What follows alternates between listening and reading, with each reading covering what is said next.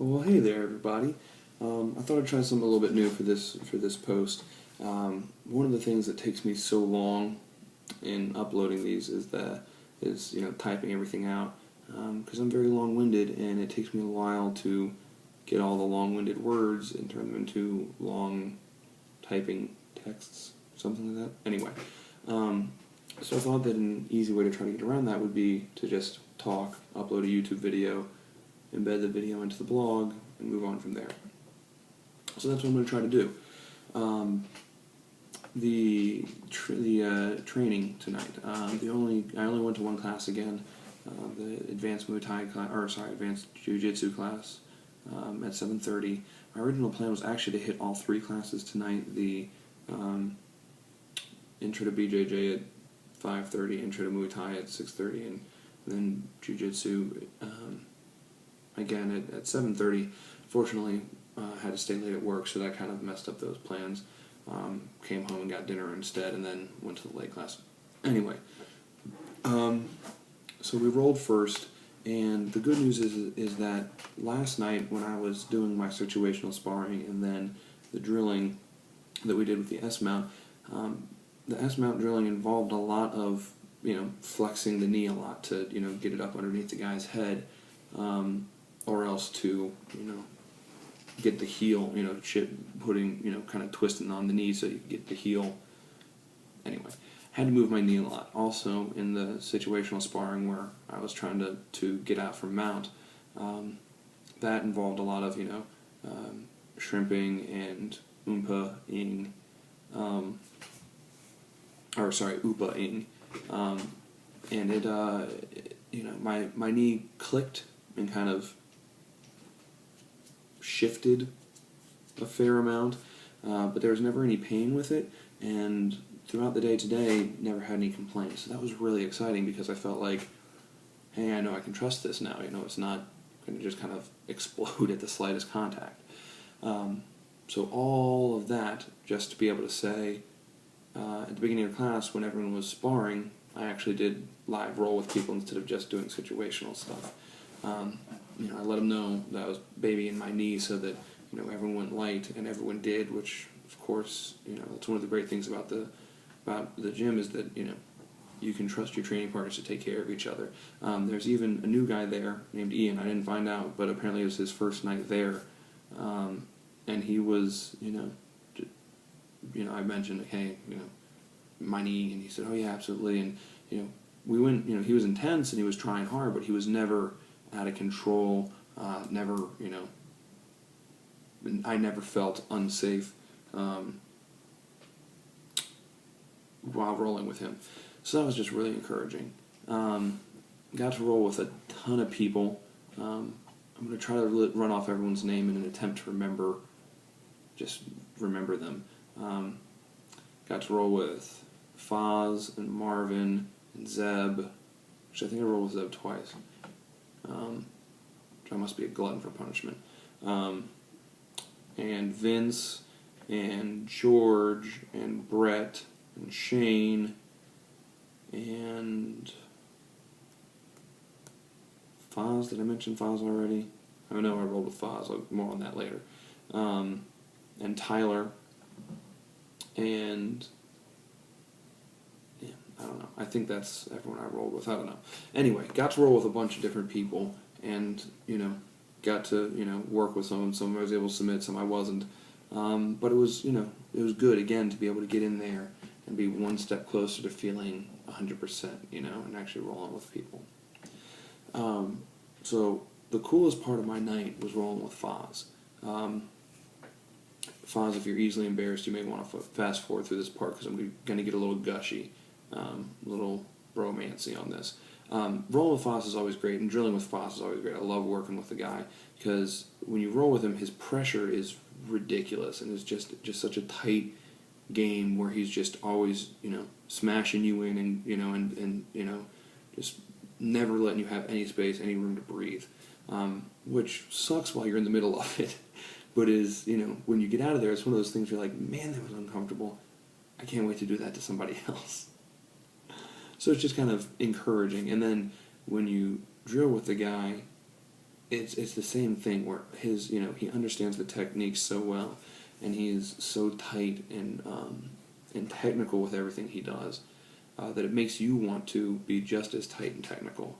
And he does a really good job of letting you work through the techniques yourself and getting comfortable with them. And before he starts adding on, new wrinkles to it. Obviously, if you're missing a key detail, he'll say, hey, make sure you do this, pinch your knees together, hey, get the shelf grip, whatever, different little things like that. But then he lets you, work your way through the submission or through the technique.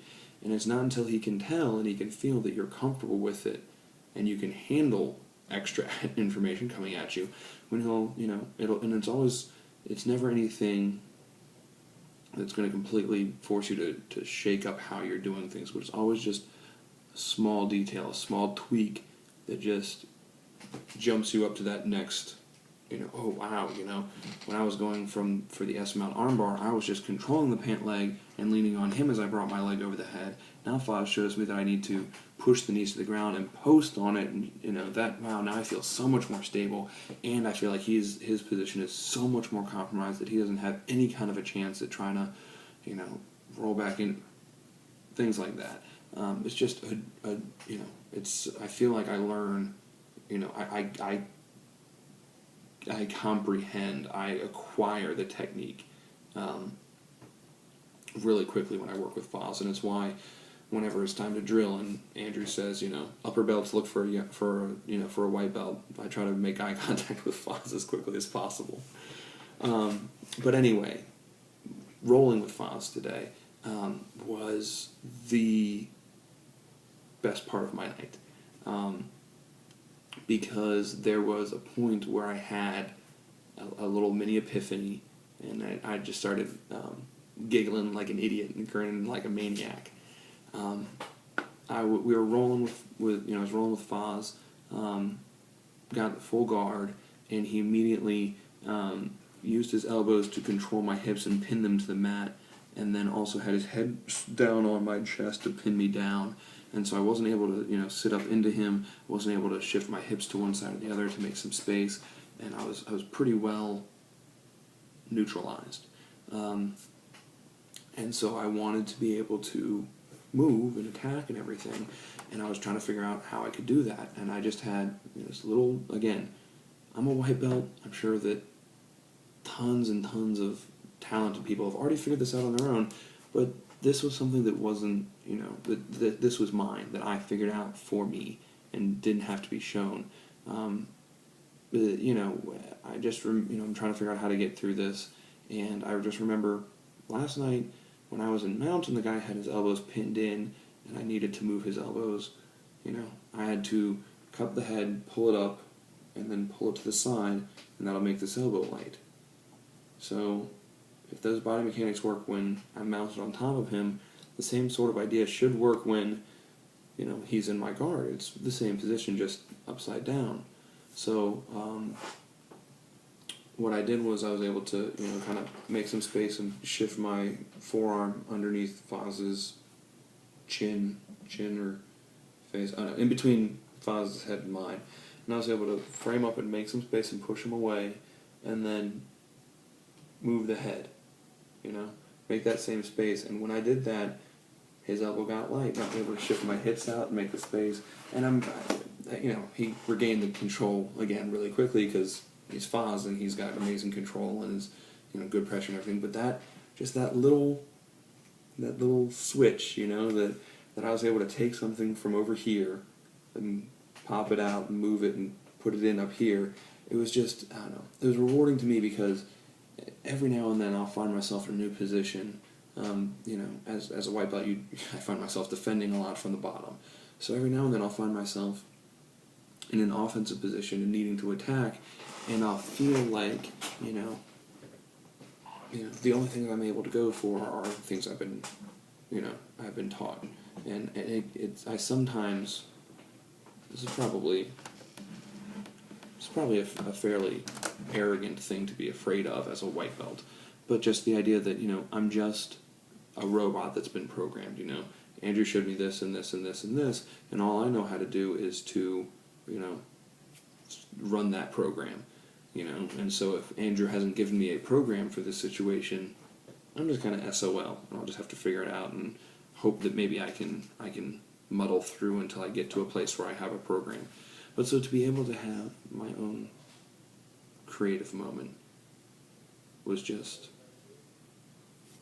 it was just rewarding, and really kind of a proud moment for me to be able to make that intellectual leap from here to here and see the connection. And then, I feel like this is one part of my game where, now when I'm in side control, I'll kind of go, well, I had this before, so let me try to, just, I don't know. It was rewarding, and it was exciting, and I'm pretty sure that Foz thought I was insane when I started giggling because he still had me controlled and locked down in the guard. But anyway, all that to say, I had a lot of fun tonight. It was really encouraging in a lot of different ways, both in terms of my knee and in terms of, feeling like I'm confident with the techniques that were shown, and then also, little ego boost to be able to, figure out that, like I said, probably very obvious piece. So according to the timer, it's been 11 and a half minutes at this point. So if you've made it this far, sorry for wasting your time. If you didn't make it this far, you didn't hear my apology, so screw you guys. I'm probably going to do some more of these videos because I like talking better than I like typing. So we'll see how that works out. If you guys think it's a terrible idea and want me to cut it out, then, I don't know, leave a comment or something. Otherwise, I don't care.